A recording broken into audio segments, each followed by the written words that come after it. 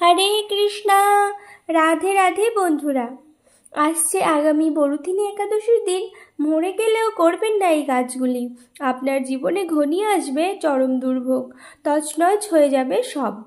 আপনার পরিবারে চরম অশান্তি বিরাজ করবে, রোগ জ্বালা আপনার পিছু ছাড়বে না।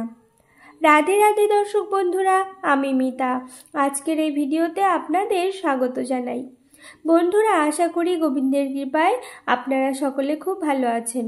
বন্ধু, আপনি যদি এই চ্যানেলে নতুন হন তাহলে চ্যানেলটিকে সাবস্ক্রাইব করে পাশে থাকা বেল আইকনটি ক্লিক করে যাবেন। আর ভিডিওটি ভালো লাগলে লাইক করবেন আর কমেন্টে লিখবেন জয় রাধা গোবিন্দের জয়। এবং ভিডিওটি আপনার পরিচিত বন্ধু বান্ধব ও আত্মীয় স্বজনদের উদ্দেশ্যে শেয়ার করবেন এবং ভিডিওটি অবশ্যই শেষ পর্যন্ত দেখবেন। দর্শক বন্ধুরা, আমাদের সনাতন শাস্ত্রে বিভিন্ন তিথি ও বিশেষ বিশেষ দিনে বেশ কিছু নিয়ম ও বিধিনিষেধ মেনে চলার পরামর্শ দেওয়া হয়। আমরা অনেকেই জানি না এই সমস্ত নিয়ম ও বিধিনিষেধ মেনে চলতে পারলে গোবিন্দের আশীর্বাদে আমাদের সমস্ত মনস্কামনা পূর্ণ হয়। চলুন বন্ধুরা, আপনাদের জানিয়ে দিই আসছে পবিত্র বরুথিনী একাদশীর দিন মরে গেলেও যে কাজগুলি করবেন না। হিন্দু ধর্মে একাদশীর বিশেষ গুরুত্ব রয়েছে। একাদশী তিথি ভগবান বিষ্ণুকে উৎসর্গ করা হয়। একাদশীর দিন রীতি অনুযায়ী ভগবান বিষ্ণুর পুজো করা হয়। একাদশীর দিন ভগবান বিষ্ণুর সাথে মা লক্ষ্মীর পুজো করার নিয়ম রয়েছে। হিন্দু ক্যালেন্ডারে প্রতি বছর 24টি একাদশী তিথি রয়েছে, যার মধ্যে প্রতি মাসে 2টি একাদশী আসে। প্রতিটি একাদশীর বিভিন্ন গুরুত্ব শাস্ত্রে বর্ণিত আছে। শাস্ত্রমতে বৈশাখ মাসের কৃষ্ণপক্ষের একাদশী তিথিটি পবিত্র বরুথিনী একাদশী নামে প্রসিদ্ধ। এই ব্রত পালনে সর্বদা সুখলাভ হয় এবং পাপ ক্ষয় ও সৌভাগ্য প্রাপ্তি ঘটে। মহিলারা এই ব্রত পালনে সৌভাগ্য লাভ করেন।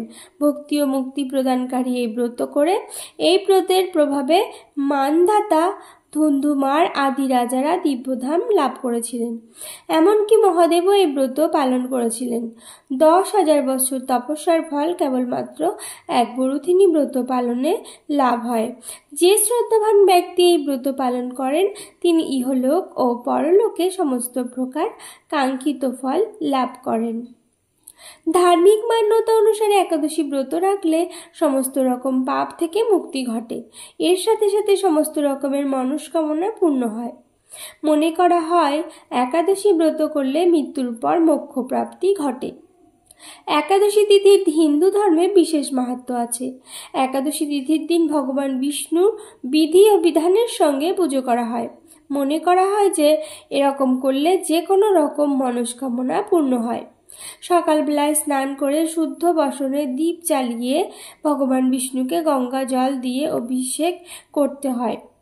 ভগবান বিষ্ণুকে ফুল এবং তুলসী দল অর্পণ করতে হবে।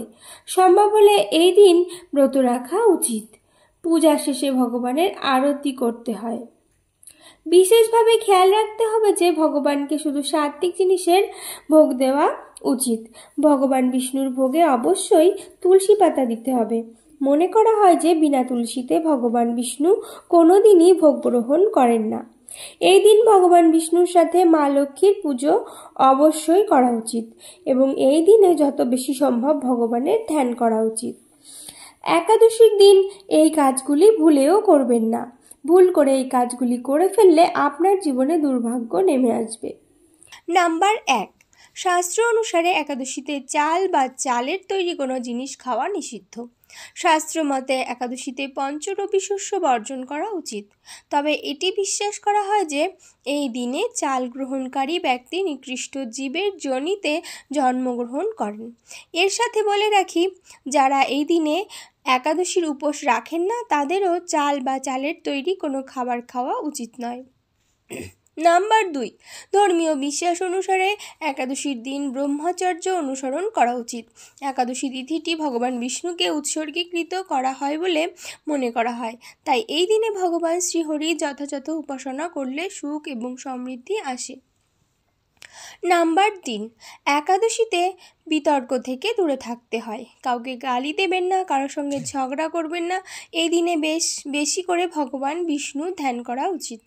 নাম্বার 4, একাদশীর দিনে কখনো কোনো মহিলাকে অপমান করা উচিত নয়। এটি বিশ্বাস করা হয় যে এই দিনটিতে যারা মহিলাদের অপমান করে তারা আজন্মকাল দুর্ভোগ ভোগ করে। নাম্বার 5, মদ্যপান একাদশীতে একদমই উচিত নয়। এটি বিশ্বাস করা হয় যে যে ব্যক্তি এরকম করে তাকে জীবনে কষ্ট ভোগ করতে হয়।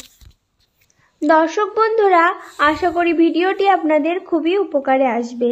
আর ভিডিওটি ভালো লাগলে লাইক করবেন আর কমেন্টে লিখবেন জয় রাধা গোবিন্দের জয়, এবং ভিডিওটি আপনার পরিচিত বন্ধু বান্ধব ও আত্মীয় স্বজনদের উদ্দেশ্যে শেয়ার করবেন।